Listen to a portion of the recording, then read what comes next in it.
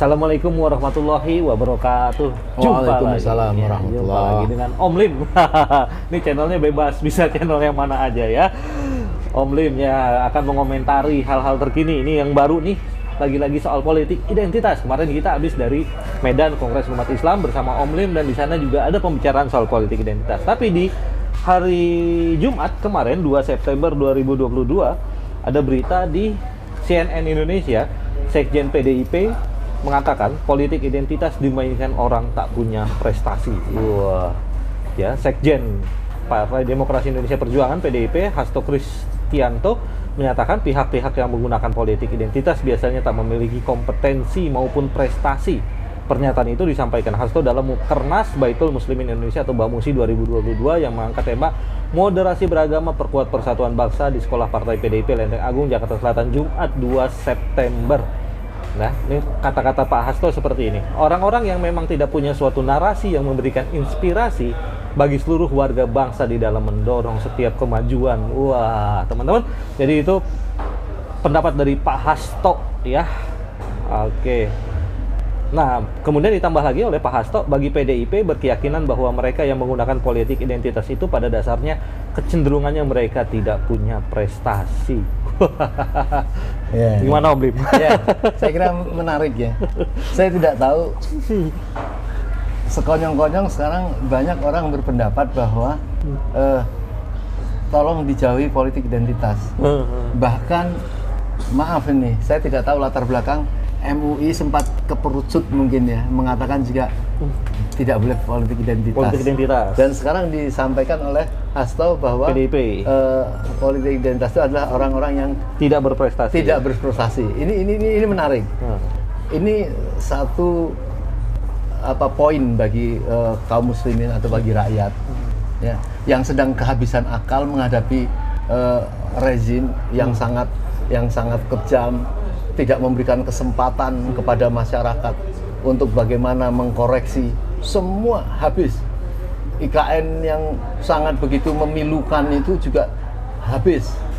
Tidak boleh pakai politik identitas dan sebagainya. Nah, sekarang ini saya kepengen justru mengajak sebaliknya kepada rakyat, kepada umat, bagaimana cara mengalahkan ya, kesewenang-wenangan ini. Bagaimana memperkuat suara bangsa, suara rakyat. Bagaimana dengan menyatukan. Kita tiru pada saat zaman Bung Tomo meruntuhkan melawan Belanda. Merdeka atau mati. Itu artinya, itu ngambil dari kata-kata Quran, iskariman au mut sahidan. Ya, hidup mulia atau mati syahid. Nah, kita menghadapi rezim yang sewenang-wenang ini juga bagaimana bisa bertekad bersatu. Ya memang harus pakai identitas. Ya, itu Bung Tomo itu pakai identitas apa? Identitas agama. Kan kita ishadu bi anna muslimun, tunjukkanlah bahwa kita seorang muslim. Tentu kita seorang muslim di sini untuk melawan ya, tidak secara melawan tidak sesuai dengan konstitusi, sesuai dengan konstitusi. Ya. Sekarang bagaimana partai-partai yang notabene dulu menjadi kelompok-kelompok orang muslim sekarang dikandangin jadi satu di KIB seperti KIP 3. Bagaimana kita Polisi Indonesia Bersatu ya? Kita harus tunjukkan kepada orang-orang P3 yang di grassroots, hei kamu jangan mau ikut sama ketua yang sudah dikandangin oleh rezim seperti KIB P3. Harus kita lawan. Bagaimana? Kita harus berusaha rakyat bersatu. Kalau memang perubahan itu harus terjadi pada Pilpres, bagaimana kita bisa bersatu bergabung untuk melawan kecongkakan. Ini berangkat dari ketakutan, rasa ketakutan kehilangan keestablisan, sudah enak hidup gitu ya. Kemudian tidak supaya rakyat tidak bisa mempunyai kesempatan. Rakyat berprotes untuk menghilangkan presidensial threshold tidak disetujui. Nah, kalau sekarang ini partai penguasa mengatakan politik identitas berasal dari orang yang tidak mempunyai prestasi, justru kita harus pandai dan kita harus pintar melawan apa yang dikatakan oleh itu. Saya menganjurkan mari kita bergabung dengan politik identitas. Justru agama-agama lain itu tidak ketakutan dengan umat Islam itu bersatu, karena umat Islam itu memang santun dan memang dia tidak mau terzolimi. Ya, lihat sekarang ini tidak memikirkan perasaan masyarakat. Baru beberapa menit yang lalu BBM naik. Wah, ini seru teman-teman. Ini kan mempengaruhi, membahayakan untuk kehidupan berbangsa. Apa efek dari BBM naik itu? Semua kan ikut naik. Iya. Dan betul. yang paling menakutkan, ya, kita dengar kabar bahwa solar itu dibelanjain oleh para pengusaha-pengusaha ya, dengan menggunakan solar subsidi dibeli. Oh. Ini kan tidak adil. Ya. Rakyat suruh beli bensin yang naik, kemudian nanti semua akan ikut naik dan mereka pasti akan sengsara. Ini tidak ada pembelaan apa-apa. Maka kapan kita akan membangkitkan? Kita mengadu ke DPR percuma tidak bisa menyalurkan apa yang menjadi penderitaan rakyat.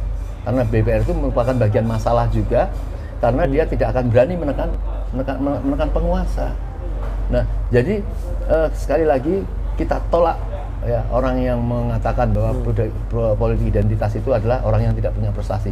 Justru kita harus cerdas. Orang yang cerdas itu orang yang berprestasi, harus berani melawan kezoliman, harus melawan untuk ketidakadilan, harus melawan pemerintah atau penguasa atau apa itu kebijakan-kebijakan rezim yang merugikan rakyat. Larinya ke sana. Jadi bagaimana sekarang kita menyatu ya.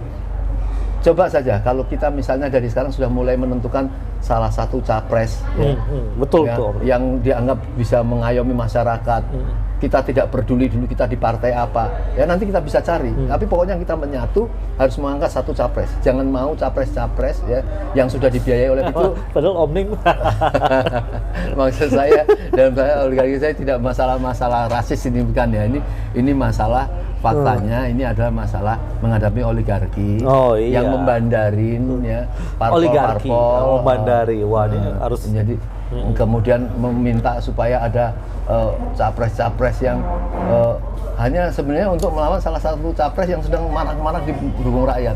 Nah, dari situ malah perlawanan rakyat itu kita berdamai ya, kita menyatu, kita islah, sudahlah partai bagi kita jangan dianggap kayak agama. Oh iya. Ya, misalnya kita di partai tertentu. Partai A, jangan kita menganggap itu yang paling benar. Betul, gitu. Karena partai itu ternyata dia masuk di KIB, misalnya dikendalikan. Kita nggak ada salahnya keluar dari partai.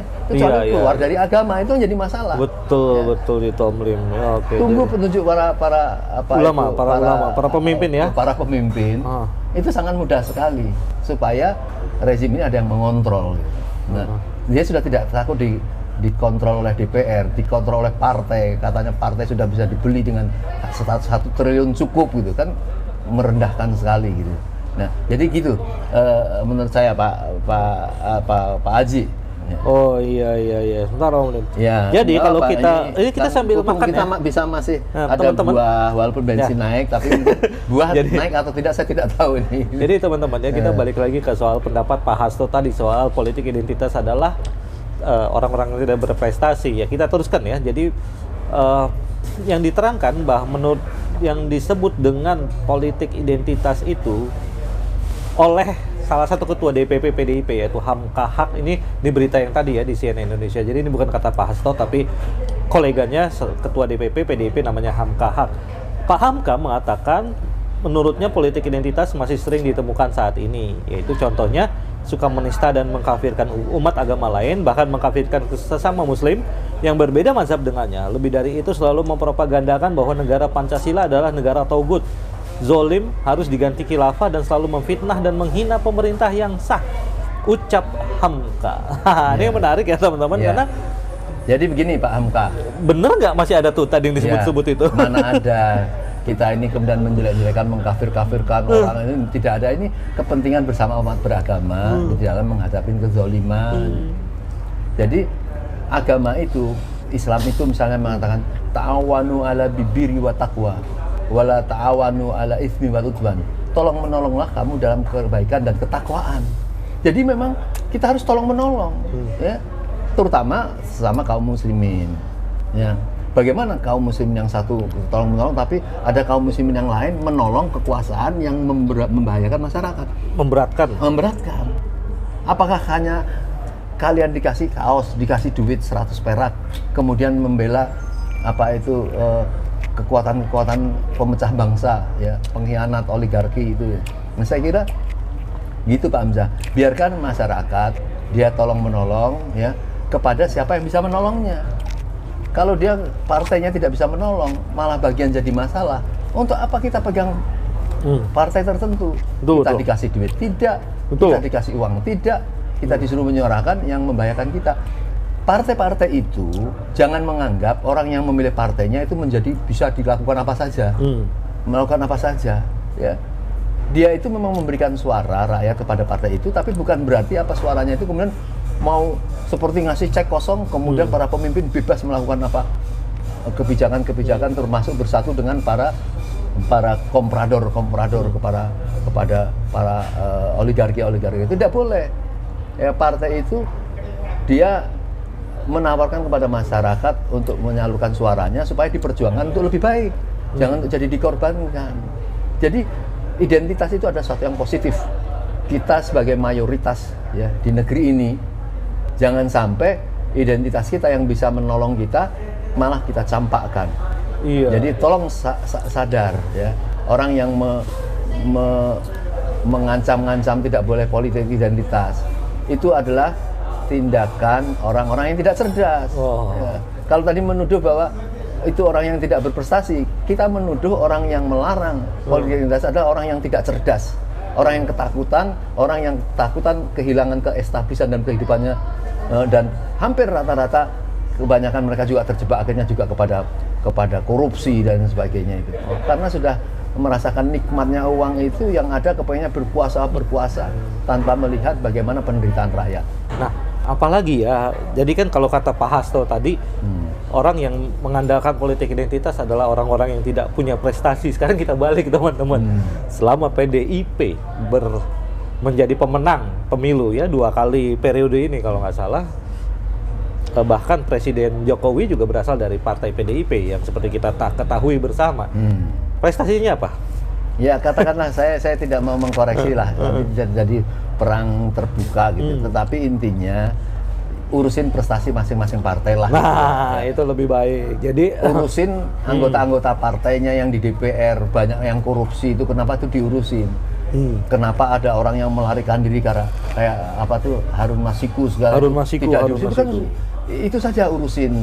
Jadi partai-partai lain, orang-orang lain ingin berbenah, ya, biarkan saja gitu loh. Jangan malah dipecah-pecah partai itu. Biarin aja partai mau menyatu, kemudian memperkuat untuk capres, gitu, yang mereka inginkan, biarkan saja. Kita bersaing dengan sehat. Saya kira itu. Dan hari ini harga BBM naik lagi. Apakah itu juga prestasi? Ya, itu ya, teman-teman bisa jawab sendiri ya. Di detik ini saat kita bikin podcast ini, itu pas teman-teman di luar sana lagi ngecek ke setiap SPB, mereka ngecek ke banyak SPBU, bener gak sih harga BBM naik? Untung ini tidak malam hari, ya, tapi dipilih hari Sabtu, ya, supaya Sabtu ini orang libur, tidak ada kesempatan orang kemudian berkomunikasi untuk melakukan demo. Masih lama, masih Minggu, masih Senin, kita tahu. Tetapi caranya itu jangan seperti itulah, ya. Ini kalau memang tidak kuat bener ini masyarakat, daya beli tidak ada. Wah, ini berbahaya. Ini sangat berbahaya. Nah, jadi jangan beri kesempatan para para bandar-bandar itu, ya, membiarkan untuk menguasai rakyat dengan menjadikan boneka, ya, kemudian dimiskinkan ekonominya supaya ngikut seenak-enaknya, dijadikan masyarakat kita masyarakat inlander, ya, masyarakat budak. Iya, betul, itu jangan sampai seperti itu. Tidak boleh lagi terjadi. Ya, saya kira itu. Ya, sebenarnya nanti kita akan bikin konten juga terkait dengan kenaikan harga BBM. Jadi tetap di channel kita yang rame-rame ini, tapi itu sedikit komentar kita tentang politik identitas yang sempat dikomentari juga sebelumnya oleh Pak Hasto, Sekjen PDIP. Nah, kalau menurut saya sih Om Lim, ya, kembali ini kita penutupan aja. Politik identitas itu nggak salah. Ya, tapi politik identitas yang seperti apa? Kalau misalnya sekarang ada fobia terhadap Islam, terhadap politik Islam, maka politik identitas kita sebenarnya adalah yang sejalan dengan nilai-nilai Islam, yaitu politik identitas orang-orang yang menegakkan keadilan dan melawan kezoliman. Bukan gitu kan Om Lim? Ya. Om Lim punya nih politik identitas versi Om Lim ada lagi dan itu lebih keren. Silakan Om Lim. Kita kan baru beberapa hari yang lalu pulang dari Medan, Sumatera Utara, menghadiri Kongres Umat Islam. Justru kita baru tahu semangat dari grassroots itu untuk supaya mengokohkan ukhuwah, ya, untuk menata kembali ulang Indonesia dengan menggunakan ukhuwah Islamiyah. Karena orang Islam itu sudah yakin bahwa umat itu adalah umat yang terbaik. Maka ingin melakukan kongres-kongres secepatnya di kota-kota lain. Amin. Ya, jadi nanti ya, kita tidak perlu meliput. menunggu sampai beberapa tahun. Ini ada kemarin Kongres Sumatera Utara, besok akan ada Kongres Jawa Timur, akan ada Kongres Yogyakarta, ada Kongres Makassar. Ya. Dan itu dijadikan semangat untuk bersatu, karena Islam bersatu tidak bisa dikalahkan. Itu titik. Ya. Tapi ini bukan politik identitas. Bukan politik identitas. Ini menyandarkan kepada kepribadian, ya, kepribadian bangsa, kepribadian umat Islam, supaya sadar bagaimana supaya kita tidak dibodoh-bodohi itu, tidak dipecah-pecahi. Mereka melawan dengan pakai politik ad impera, ya, politik belah bambu. Ya.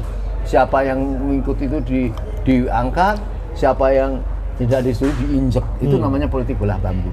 Tidak boleh masyarakat seperti itu. Namanya pahlawan itu bagaimana memperkuat, menyatukan rakyat untuk melawan kezaliman dan kejahatan. Saya ralat Kongres Umat Islam itu politik identitas. Bukan, kita tidak menolak untuk mengatakan kita politik identitas. Intinya kita jangan takut mengatakan kita politik identitas. Tapi identitas apa dan seperti apa? Identitas mereka-mereka yang melawan kezaliman dan menegakkan keadilan. Ya, gitu. mestinya bukan identitas itu yang diancam-ancam. Apabila identitas apapun dia melanggar hukum, dia melanggar ketentuan-ketentuan pasal, itu boleh, silakan ditindak. Tetapi kalau orang bersatu kemudian menyatakan saling mengoreksi untuk kebenaran, untuk kebaikan, apa yang disalahkan dalam identitas itu? Betul. Banyak sekali semua yang menjadi undang-undang di dalam Pancasila itu semua beridentitas. Berawal dari identitas kebaikan dan bahkan berawal dari identitas Qur'ani gitu loh. Identitas agama. Satu pasal-pasal yang kena sibghoh, ya, kena celupan agama, dia menjadi identitas yang baik. Dan kebangkitan nasional itu dibangun justru dengan politik identitas. Ya. Politik identitas kebangsaan, politik identitas kita sebagai bangsa Indonesia. At that time, kalau kita nggak mengidentifikasi diri kita sebagai bangsa Indonesia, mungkin tidak terjadi tuh kebangkitan nasional, Om Lim. Iya.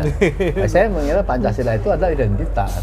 Ketuhanan yang Maha Esa itu identitas. Iya. Jadi kalau orang yang mengatakan tidak boleh pakai identitas, lantas mau pakai identitas apa kita? Iya. Pakai identitas apa kita tanya lagi? Apakah mereka tidak pakai identitas? Ini tanya.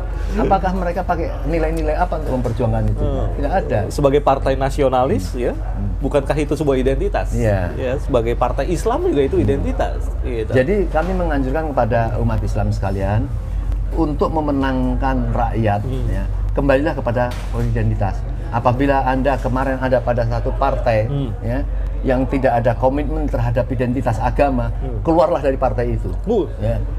Karena tidak akan berpahala orang melakukan kegiatan, melakukan aktivitas, habis waktunya dari pagi sampai malam tanpa memperjuangkan identitas yang baik, tanpa memperjuangkan identitas agama. Jadi harus kembali kepada partai yang berpikir tentang pijakan berpolitiknya itu dengan agama. Oke, teman-teman. Saya pikir cukup panjang podcast kita dengan Om Lim kali ini. Semoga bermanfaat dan nantikan podcast-podcast kita yang seru berikutnya. Terima kasih Om Lim. Iya, terima kasih. Mari. Wabillahi taufiq wal hidayah. Wassalamualaikum warahmatullahi wabarakatuh. Waalaikumsalam.